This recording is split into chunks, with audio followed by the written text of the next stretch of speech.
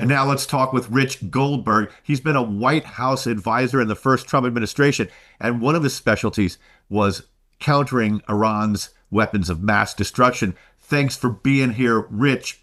Let's start with the big picture. We've seen peace deals kind of in the Middle East start and falter.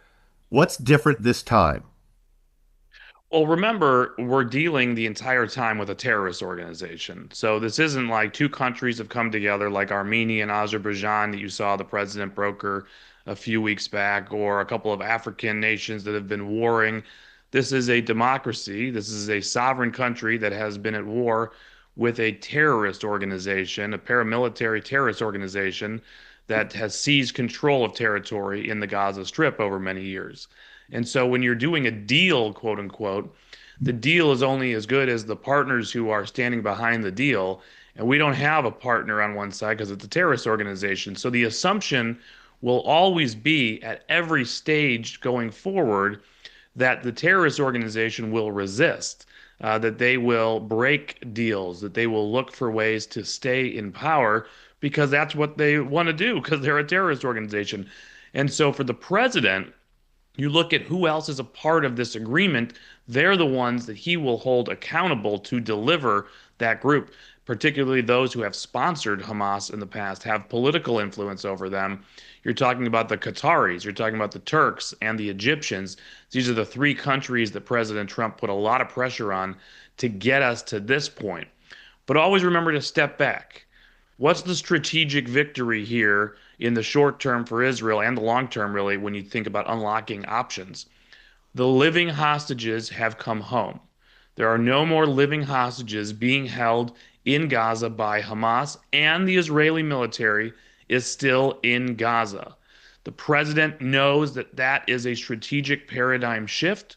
There are now new options available, and the president is looking like a person who's not going to sit around and let Hamas play games very much longer. Yeah. Now, this the president putting the pressure on Egypt, Qatar, Turkey, has that always been done by previous presidents, or was this No, a new tack? no, it's definitely new. And I'd say he done it, he's done it in a very Trumpian fashion, right? Because you don't see, sanctions announcements being put on the Qataris or on the Turks or on the Egyptians. A lot of this is behind closed doors.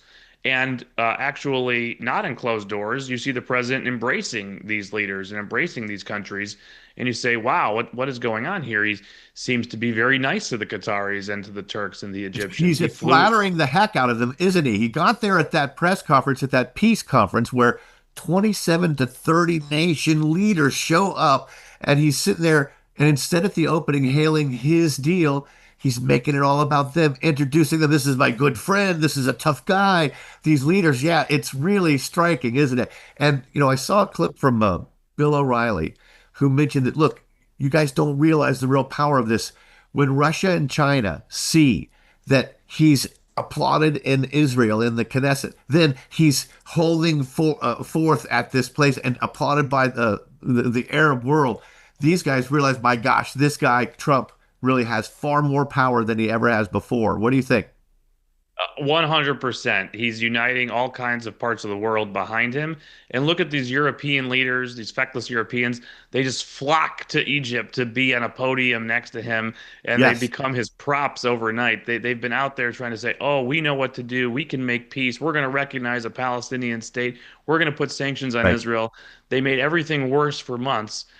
President Trump gets a deal, says, "Oh, you can come to my event, stand behind me as my props." I mean, it was absolutely I saw hilarious. I saw Francis Macron in right over his left shoulder. Trump making jokes about, I don't know why they're standing up here, but they're standing behind me. I love it. It's great. It was so interesting to see. And here France came out and instantly recognized the Palestinian state. And yet in this deal, I was looking at it, the 20 points so far, it does not make a an explicit commitment No, to statehood. Now, no, how and significant is frankly, that, and why did that happen? it would require so much fundamental overhaul of the existing Palestinian Authority that rules the West Bank. Not Gaza, but the other area of Palestinian living and rule. that you wouldn't even recognize it anymore. They couldn't be sponsoring terrorist attacks as they do. They put terrorists on their payrolls after they commit terrorist attacks. They couldn't be inciting hate. I think there's a question mark of whether or not the UN and its role in continuing to foment hate towards Israel and Jews would be allowed in this paradigm as well, especially the so-called refugee agency of UNRWA. Right. So I think the roadmap here is a real fundamental shift in how you deal with this conflict, as you saw him already start in 2020 with the Abraham Accords. And the Europeans have signed up for it because it's the only thing that works. Everything Yeah. that they try fails. Everything President Trump tries Right. ends up succeeding. And he has now gotten Egypt, Qatar or Qatar and Turkey to basically abandon Hamas and no longer defend it. And I think part of what might have gotten their attention was as incredible Israeli strike inside Qatar, killing a couple of those Hamas billionaires. Well, this is, I think, where this dichotomy and how Trump talks to them is coming into play and what's happening in the background. To date, and we should be concerned about this, the Qataris and the Turks have not actually cut off Hamas, right? So the operatives still live in Qatar and Turkey. In fact, some of the people being exiled, these terrorists being released from prison, saying you can go into exile, I would imagine are going to land in either Qatar or Turkey. That's a potential remaining problem. The Hamas apparatus still hangs out in ostensible U.S. allied territory. The president knows he has an Air Force base in Qatar. He has a NATO ally and troops and various bases and other material in Turkey. So he has to manage those relationships. But at the same time, like you said, he clearly allowed the Israelis to go after Hamas inside Qatar. There's no way the Israelis sign up for a strike like that near a U.S. air base without clearing it with the president of the United States first. And so these leaders are now wondering whose side is Trump really on? What's he willing to do? What's he willing to greenlight the Israelis to do?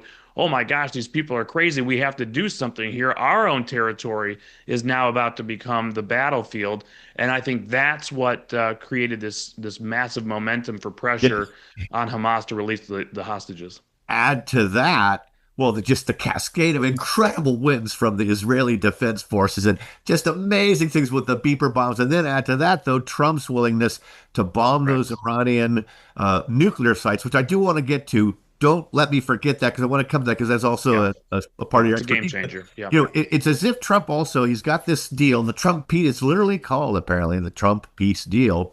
And I think I love the word deal if that were in there formally. But then he signed this other thing called the Trump Declaration for enduring peace and prosperity with Egypt, Qatar, and Turkey. And they signed that agreement. Now, what is that for? Is that just a prop to give them something to sign because they wouldn't dare sign on to this actual peace deal? Or what's the significance of that, do you think?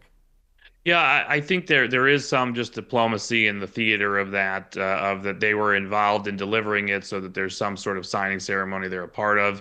Yeah. I think it also ropes them into accountability. If, as we're seeing, Hamas starts reneging on its parts of the deal, who is to blame? Who is to held to account other than the terrorist organization? Well, now it's Qatar, Turkey, and Egypt. They're on the hook. Yeah. Dead bodies of hostages that were supposed to be returned aren't coming home. We're calling three capitals to ask why. Hamas says they won't disarm now, and they won't allow the demilitarization of Gaza as the 20-point plan calls for. Now you have three nations that have signed their signatures saying that they're signing up to this plan. So I think, yes, it's definitely to keep them at the table using their influence, but Yes. also I think to say that they're on the hook if Hamas doesn't deliver. Okay. Another thing I wanted to ask you about, Rich, this is great stuff. Thanks so much. Trump previously has used economic sanctions and punishment, the stick rather than the carrot, to quite good effect. I mean, it really does hurt the Russians. It does hurt the Chinese. You could see China coming to the table over any big tariff threats. Okay, but now he's in a new phase of using business development, investment, the chance of building. The guy, Trump, has been a builder and developer all of his life. And now there's this new emphasis on rebuilding. And that seems to be a big part of the incentive that he's used in other peace deals to bring Cambodia and Thailand together, is trade and the chance to do business with the U.S. That's exactly right. Another example was Armenia and Azerbaijan, and the energy dominance feature of the Trump administration, and the real focus on our oil and gas sectors, on our mining and minerals operations and supply chains, our advanced nuclear industry. All of these things the president has focused on to make America energy dominant is exciting across the world. I've seen it from my perch at the White House earlier in the year. Countries want to know how can we be involved in this massive energy dominance boom of the United States. And so, as part of trade negotiations, as part of just having energy cooperation, the president's able to now use this energy tool in his toolbox to say, hey, you can have a closer relationship with the United States. We'd be happy to survey your land for what minerals you may have there to help you develop those for the benefit of your people and the common good. We'd be happy to look at your oil and gas infrastructure and have American companies come in there and expand that opportunity for you for the benefit of both our countries. And so this is absolutely part of his economic statecraft agenda, and it's working quite well. Yeah, and as part of the agreement, the Hamas Israel agreement, also there's this board of peace setting Trump as the chairman that's kind of overseeing the rebuilding of Gaza. Did the president just set himself up for his job after leaving office? I guess so. I guess that's one job he could sign up for. But I think in general, this is a way to get all these countries to come in to commit money, so that it's not U.S. taxpayer dollars that are being committed to the rebuilding of Gaza. That's And so the more, fantastic, isn't it? It's private yeah, enterprise, exactly. baby. It's capitalism. And so even as you're helping bring peace to the Middle East, you're also striking a blow in favor of capitalism and against socialism and government funded expansion of this kind.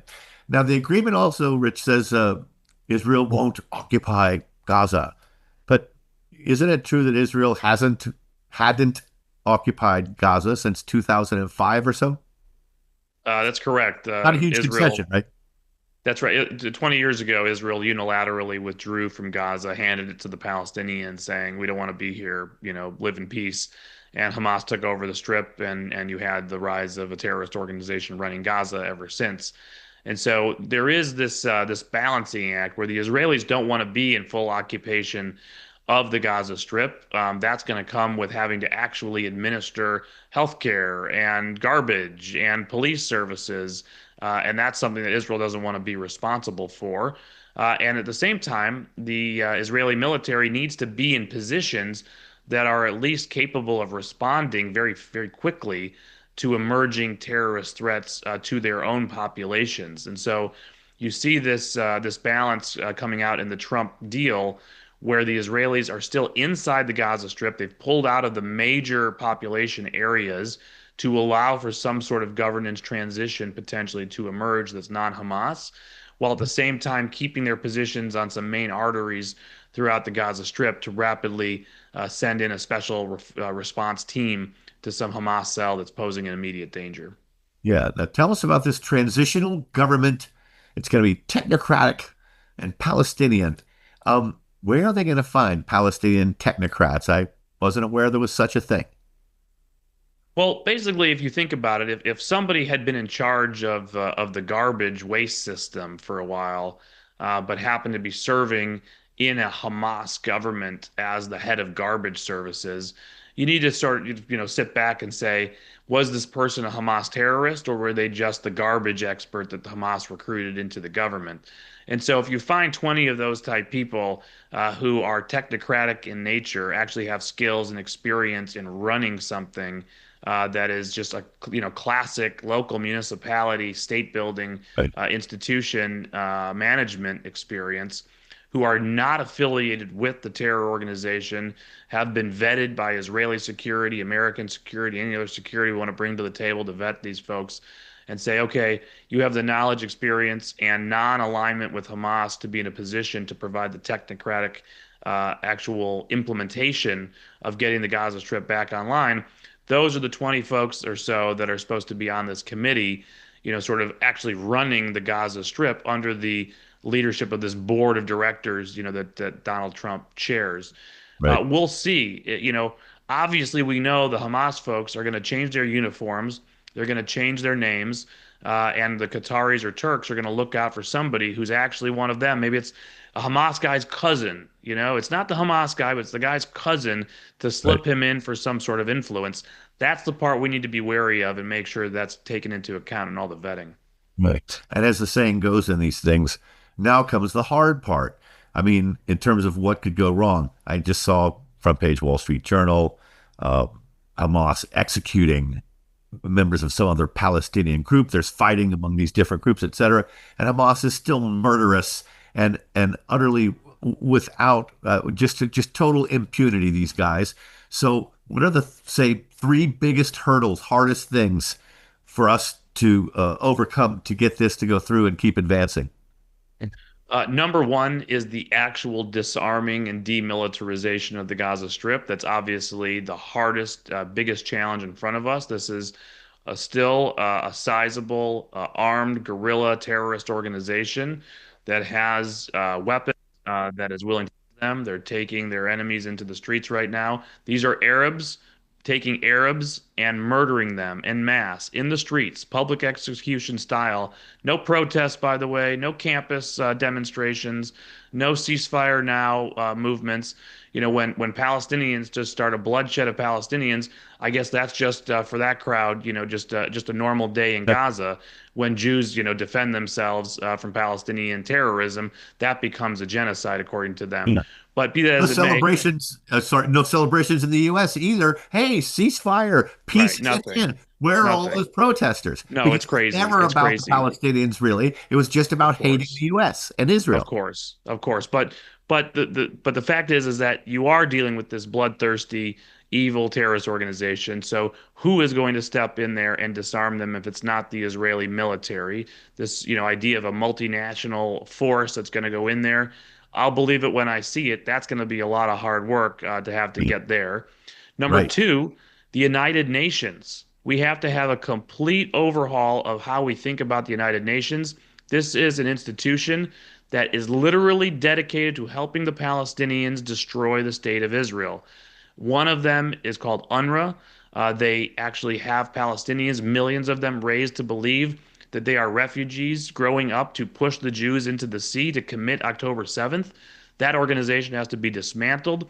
All of the other UN organizations that may be involved do not recognize Hamas as a terrorist organization. They don't recognize Islamic Jihad as a terrorist organization. How can they be involved in aid decisions? That's a big thing we need to worry about. And number three, the continued influence of radical Islamism, particularly the Muslim Brotherhood.